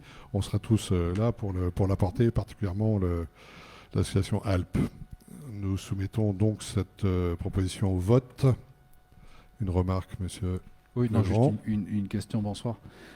S'il est très facile de mettre la campagne en réseau sur les panneaux lumineux, et pourquoi pas d'ailleurs dans le magazine municipal où on peut quasiment y consacrer une page, moi je suis favorable, j'ai nécessairement besoin de savoir comment la commission est arrivée à cette proposition-là, et notamment pouvoir poser la question à M. Lenindre, vers quelle piste de job d'été Parce que on peut avoir l'inquiétude, c'est-à-dire que si on communique, sans savoir d'ailleurs si dans quelques semaines, la partie restauration, la partie parc de loisirs, la partie autre qui intéresse beaucoup et qui nourrit les étudiants pendant les vacances, qu'est-ce qu'on a comme piste d'accueil au sein des entreprises? Vers quel genre de métier ou d'entreprise? Merci, monsieur le maire. Donc nous, on a, comme je disais tout à l'heure, un réseau d'entreprises sur la métropole nord-ouest. On a des secteurs d'activité aujourd'hui qui fonctionnent bien, comme la logistique. Vous avez aujourd'hui aussi tout ce qui est alimentaire, qui fonctionne bien, qui sont, eux, à la recherche de jobs d'été. Alors, il y avait bien deux choses sur lesquelles on s'était positionné. Il y avait le job étudiant après septembre et le job d'été. Donc, voilà. Donc, on a référencé, référencé un certain nombre d'entreprises qui recherchaient soit des missions. On a aussi les agences d'intérim qui sont en contact avec nous. Donc l'idée, c'est, comme disait tout à l'heure Nicolas, c'est de faire marcher l'offre et la demande, tout en prenant en compte, bien sûr, la situation sanitaire et les activités. Ça veut dire, comme je vous disais tout à l'heure, la logistique, l'alimentaire, et ce qui fonctionne, ce qui marche le mieux actuellement. Je ne sais pas si j'ai été. Alors, petite indication, on a pris en compte aussi, depuis 2015, sur l'ensemble de la métropole nord-ouest, le nombre de jeunes que ça pouvait cibler. Parce que ça, c'était quelque chose qu'on avait un peu de mal à quantifier, mais qu'on estime à peu près entre 400 et 500 jeunes.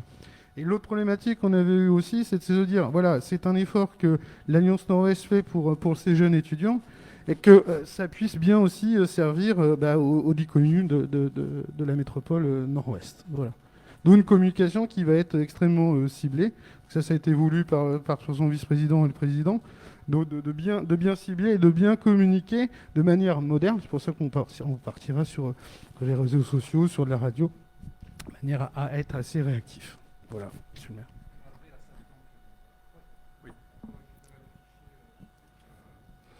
Oui, il va être finalisé et on donnera la version définitive à chacune des communes pour qu'elles puissent la propager la bonne parole autour de cela.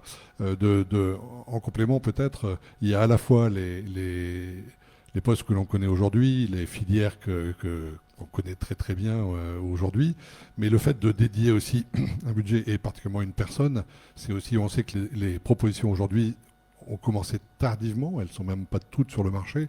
Le fait d'avoir quelqu'un que l'on dédie à ça, comme je l'ai donné dans le brief, s'il faut aller chercher les offres avec les dents chez les entreprises, même si elles sont tardives, il faut y aller, quoi.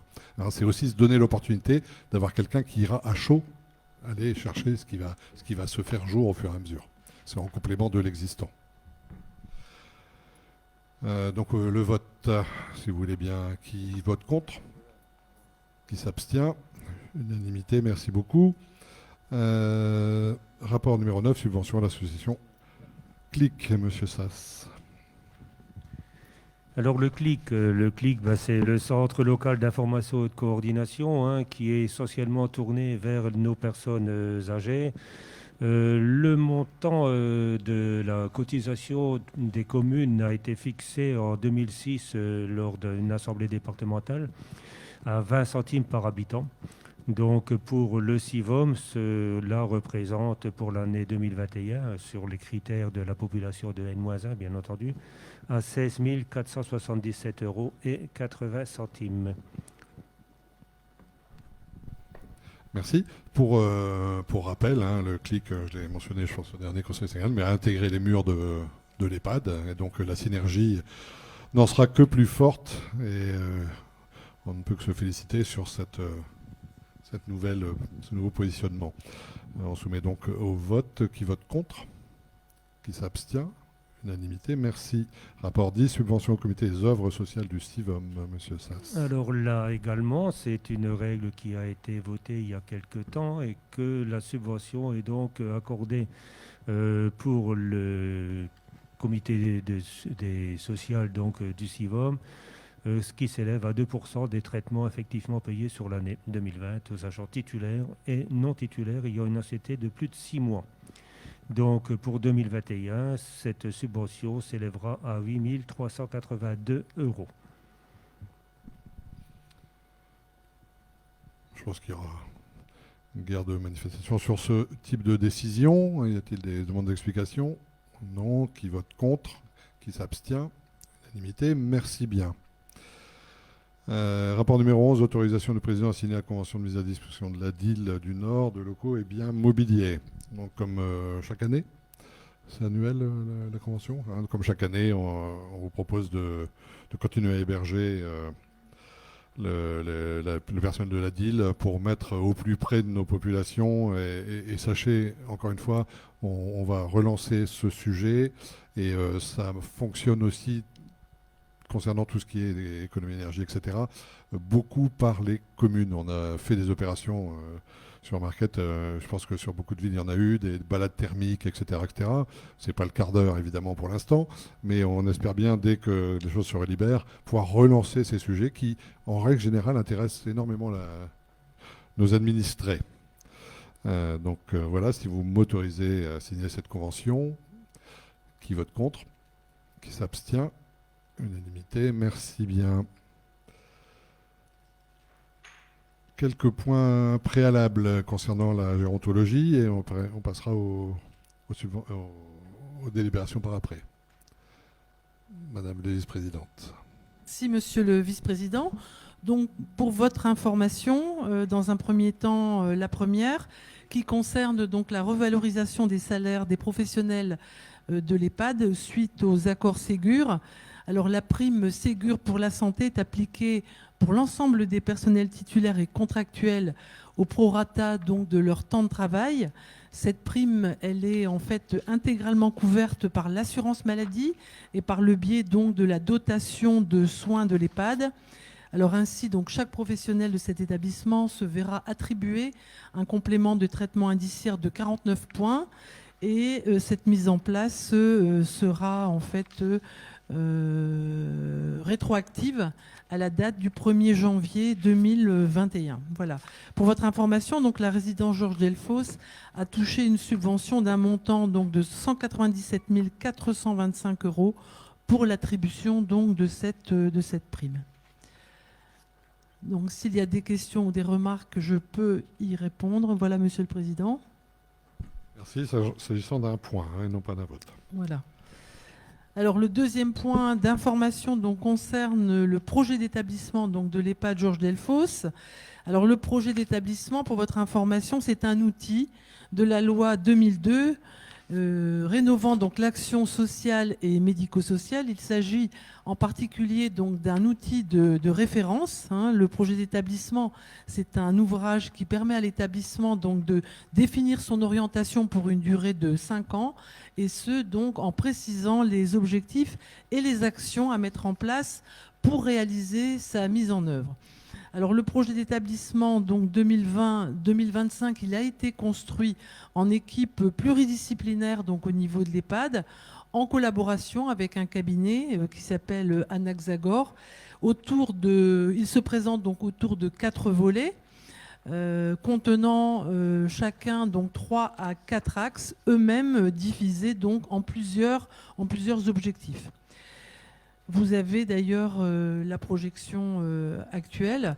Alors il est vrai que cette méthodologie, en fait, elle a pris un peu de retard, hein, puisqu'en fait le projet d'établissement est sur la période 2020-2024. Alors comme vous le voyez sur la diapositive, le volet 1 concerne la stratégie, le schéma directeur, la gestion des ressources humaines, la communication, avec en axe 1 accompagner l'évolution de la résidence de demain. En axe 2, améliorer la performance sociale, managériale, économique. En axe 3, déployer une politique de communication et de gestion de l'information performante. En axe 4, optimiser la gestion des ressources humaines. Le volet 2 se veut sur le médical, le niveau soins et les résidents en fin de vie, avec en axe 1, poursuivre l'amélioration des pratiques professionnelles donc dans le cadre de la mise en œuvre des prises en charge spécifiques. En axe 2, c'est améliorer le circuit du médicament et approfondir donc les réflexions sur l'usage des médicaments et aussi le développement des prises en soins non médicamenteuses. L'axe 3, c'est mettre en œuvre les moyens nécessaires à une prise en charge palliative et un accompagnement de fin de vie de qualité. L'axe 4, mettre en œuvre un accompagnement bienveillant de qualité aux soins de nursing dans le cadre d'une refonte du projet personnalisé du résident. Le volet 3 intéresse plus particulièrement la qualité de vie au travail et le RSE qui est la responsabilité sociétale des entreprises. En axe 1, donc, c'est mettre en œuvre le plan d'amélioration de la qualité et poursuivre les démarches d'évaluation. L'axe 2, réactualiser la politique de prévention, d'évaluation et de lutte contre les risques et développer une politique de qualité de vie au travail. L'axe 3, c'est améliorer la performance sociale, managériale et économique dans le respect donc d'une politique de responsabilité sociétale des entreprises. Et le dernier volet, le volet 4, qui intéresse la vie sociale et l'accompagnement hôtelier. En axe 1, améliorer la vie sociale des résidents donc au sein de l'établissement. L'axe 2, adapter la restauration aux besoins des résidents. Et l'axe 3, améliorer les prestations hôtelières et les organisations aux besoins des résidents qui sont accueillis au niveau de l'établissement. Alors il est vrai que la méthodologie donc, pour la rédaction de ce projet d'établissement, elle a été la suivante. Plusieurs étapes ont été nécessaires. Donc, dans un premier temps, cela a été la réalisation donc, d'un diagnostic personnalisé. C'est quoi? C'est obtenir en fait une appréciation globale sur la qualité et la pertinence des actions qui sont engagées donc, au regard des obligations qui sont réglementaires et aussi des recommandations, donc des bonnes pratiques professionnelles. La deuxième étape, c'est la mise en place d'une enquête écrite à l'ensemble des personnels de l'établissement. On recueille ainsi donc, les idées de chacun et on fait participer donc, les professionnels de l'établissement. Ensuite, la troisième étape, c'est la présentation des résultats, c'est le rappel des enjeux du projet d'établissement et la mise en œuvre donc dans des groupes de réflexion et la rédaction en particulier des différents projets. Alors une réunion de travail a ainsi donc permis de réaliser et de présenter l'ensemble de la démarche qui concerne, comme je vous l'ai dit, le diagnostic et les diverses enquêtes au cadre de l'établissement. La quatrième étape a concerné la consultation des familles et en particulier également le CVS, qui est le Conseil de vie sociale de l'établissement. Ensuite, l'étape suivante, ça a été la restitution donc, aux équipes et également aux différents partenaires. Et nous en sommes à la sixième étape, c'est-à-dire la présentation en comité syndical pour obtenir la validation. Il n'y a pas donc de vote sur cette présentation.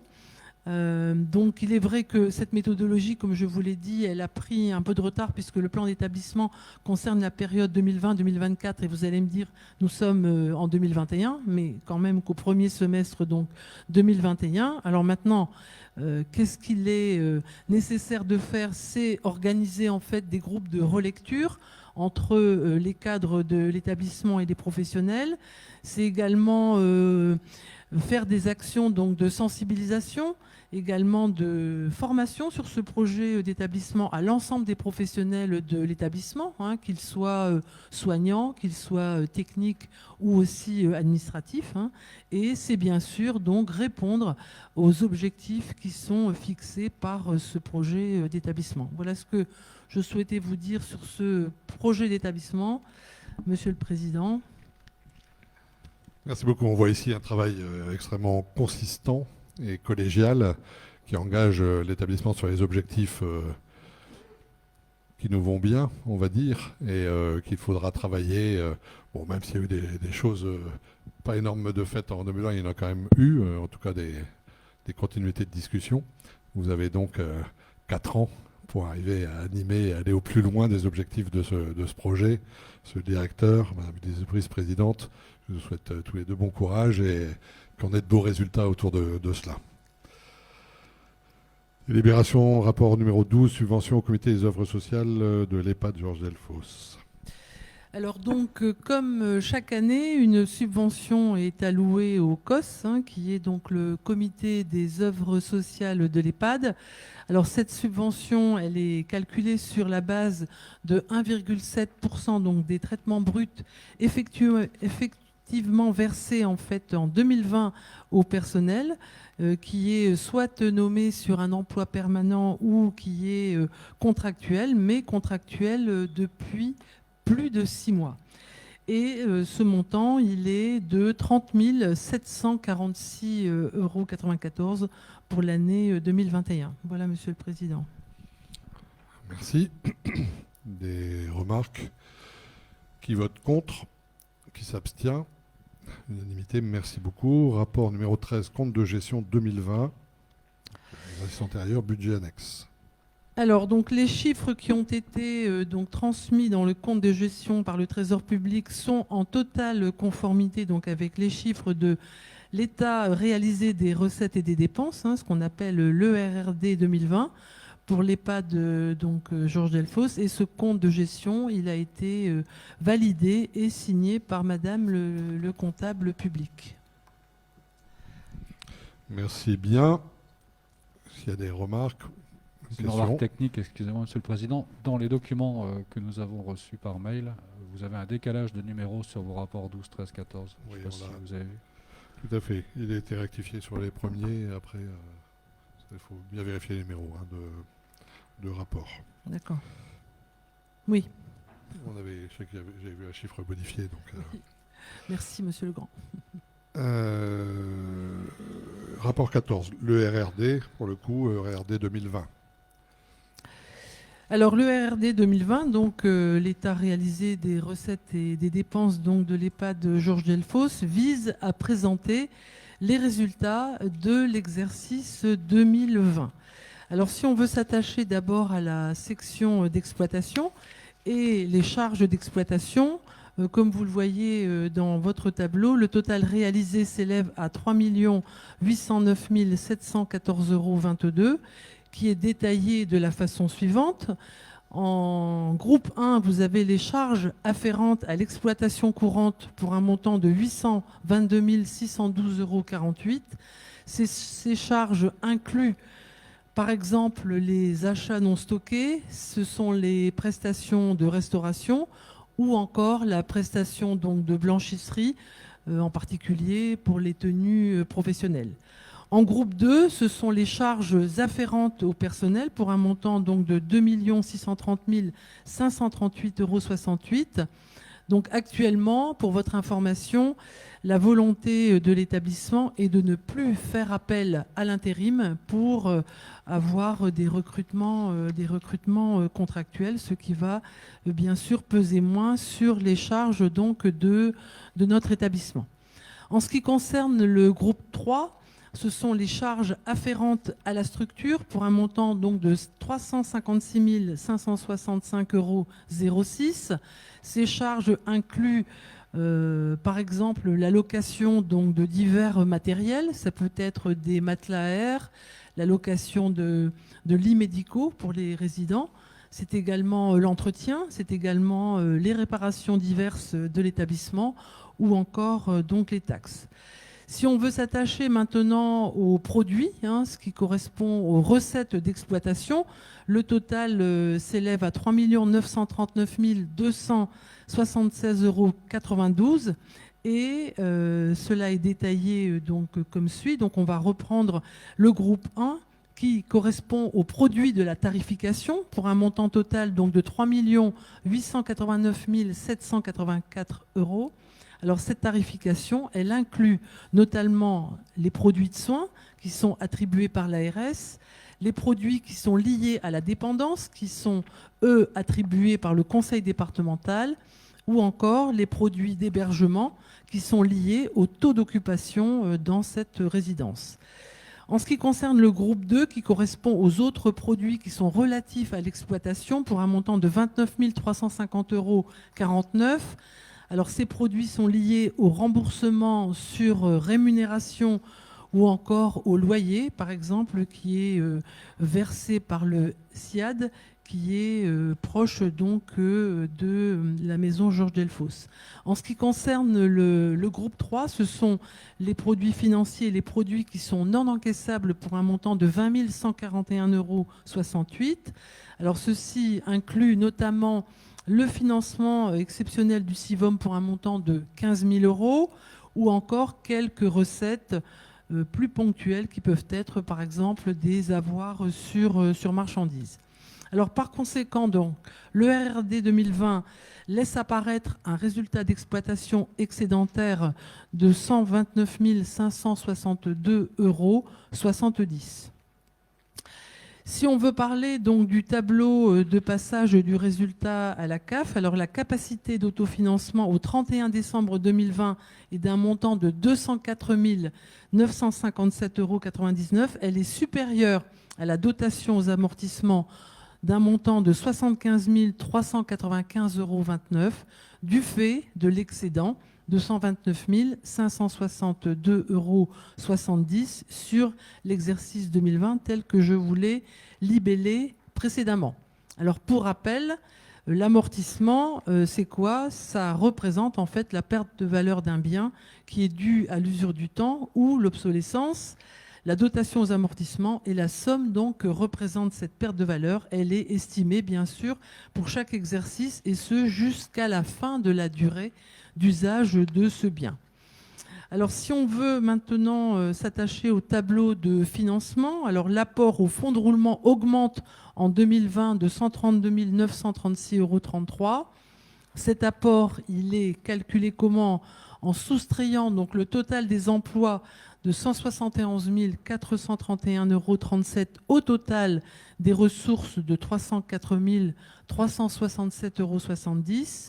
Alors au niveau du détail des emplois, vous avez les remboursements des dettes pour un montant de 37 166,10 euros, les immobilisations pour 134 264,27 euros qui correspondent aux investissements tels que ce qui a été réalisé donc dernièrement, c'est la rénovation de la salle à manger de la maison Georges Delfosse ou en particulier le changement donc de certains lits médicalisés et ce pour un meilleur confort bien sûr des résidents de la maison Georges Delfosse.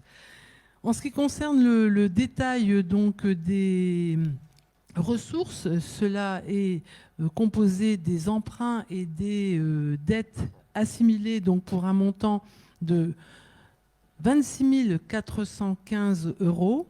Alors l'apport et dotation est d'un montant de 72 994,71 euros et cela correspond donc à une dotation du conseil départemental suite à la réponse donc d'un appel à projet qui a été réalisé par le directeur donc de l'établissement et la CAF pour un montant de 204 957,99 euros. Alors le FRNG ou Fonds de roulement net global, le Fonds de roulement net global au 1er janvier donc 2020 de 743 675,19 euros additionné donc de l'apport de 132 936,33 euros de l'exercice 2020 nous donne au 31 décembre 2021 un fonds de roulement net global de 876 611,52 euros, soit 83 jours de fonctionnement possible donc de l'établissement. Si on veut s'attacher maintenant au BFR, c'est-à-dire aux besoins en fonds de roulement, le besoin en fonds de roulement est la somme nécessaire que l'entreprise donc doit posséder pour payer ses charges courantes en attendant de recevoir le paiement dû par ses clients. Alors le besoin en fonds de roulement au 1er janvier 2020 était d'un montant de 201 289,93 euros, avec une augmentation donc des variations des postes à 26 563 euros. Il passe à 227 853 euros au 31 décembre 2020. Et nous avons donc une variation de la trésorerie qui s'élève donc quant à elle pour un montant de 106 373,33 euros pour 2020. Voilà, Monsieur le Président. Merci beaucoup de toutes ces précisions. On voit que 83 jours, hein, moins de 3 mois, on est là juste sur une tendance qui est juste bonne. Il n'y a aucune exagération, mais il n'y a plus de mise en danger, on va dire, au niveau des paiements de la structure. Et c'est le bon sens que d'aller continuer un petit peu sur cette route, on va dire. Est-ce qu'il y a des remarques? Qui votent contre? Qui s'abstient? Unanimité, merci beaucoup. Rapport numéro 15, affectation des résultats. Alors, le résultat donc, de l'exercice 2020 laisse apparaître, comme je vous l'ai dit, un excédent de 129 562,70 €. L'affectation des résultats donc, doit être ventilée donc, entre les sections de soins, la section de dépendance et la section d'hébergement. Au niveau de la section d'hébergement, l'exercice 2020, il est déficitaire en hébergement pour un montant de 84 724,69 €. Ce déficit sera attribué au compte 119-31 en report à nouveau déficitaire. En ce qui concerne la section dépendance et soins, l'exercice 2020 est excédentaire en dépendance et soins pour un montant de 214 287,39 €. Cet excédent sera attribué au compte 110-32 en report à nouveau excédentaire. Voilà, Monsieur le Président. Merci beaucoup. Je vous propose donc d'amender cette affectation. S'il n'y a pas de remarques, qui vote contre? Qui s'abstient? Unanimité, merci beaucoup. Et enfin, le rapport 16 sur l'EPRD 2021. Projetons-nous.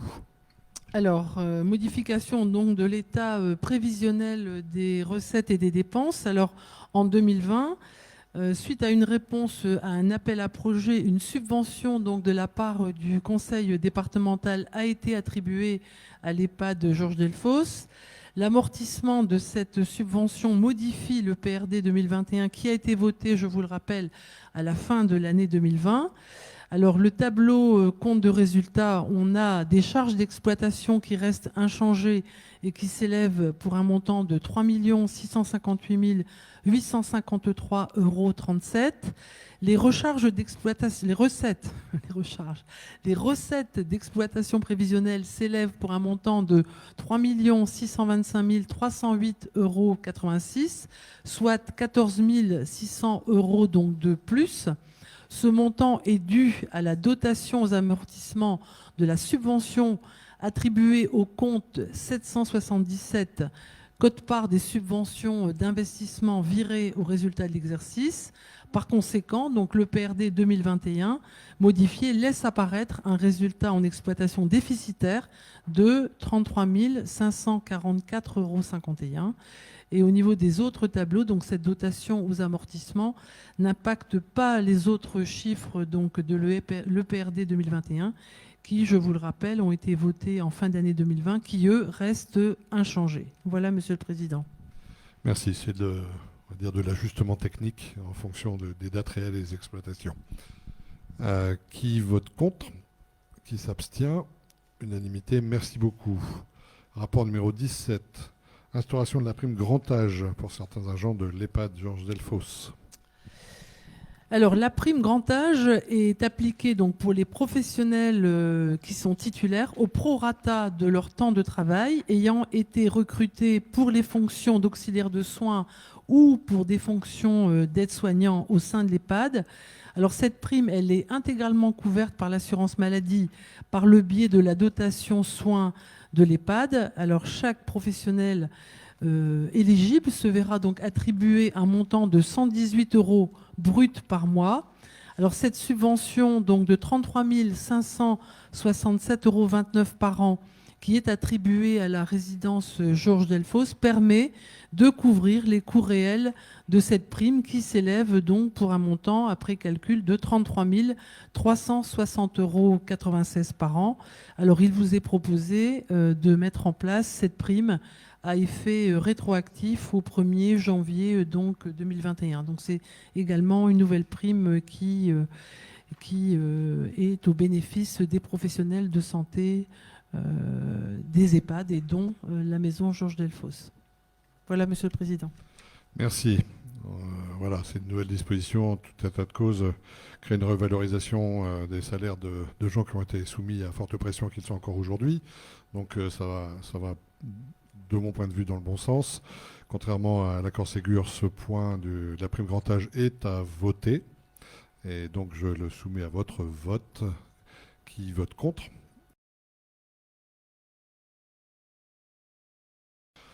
Nous en avons terminé avec ce conseil syndical bien consistant. Je vous remercie tous de votre présence et de votre attention. Et on se retrouvera sur le mois de juin. La date va peut-être bouger, mais au mois de juin, en tout cas pour le prochain conseil syndical. Merci, j'en profite pour remercier, même si M. le maire n'est plus là, en tout cas par le biais de son premier adjoint, la ville de Wambrechy qui nous a accueillis pour ces 2 conseils syndicaux. Je me plais à déménager un peu faire le conseil syndical dans différentes communes. Je trouve ça intéressant. La prochaine session est prévue sur la ville de Marquette. Monsieur le maire, j'espère que vous êtes au courant. Mais vous serez les bienvenus. Juste pour signaler que monsieur le maire de Wambrechy s'est absenté en urgence pour un incendie sur la ville. D'accord, ok. Mais il avait donné son pouvoir à son voisin, s'il me semble bien avoir vu. Merci beaucoup de votre attention. Une bonne fin de journée. À très bientôt.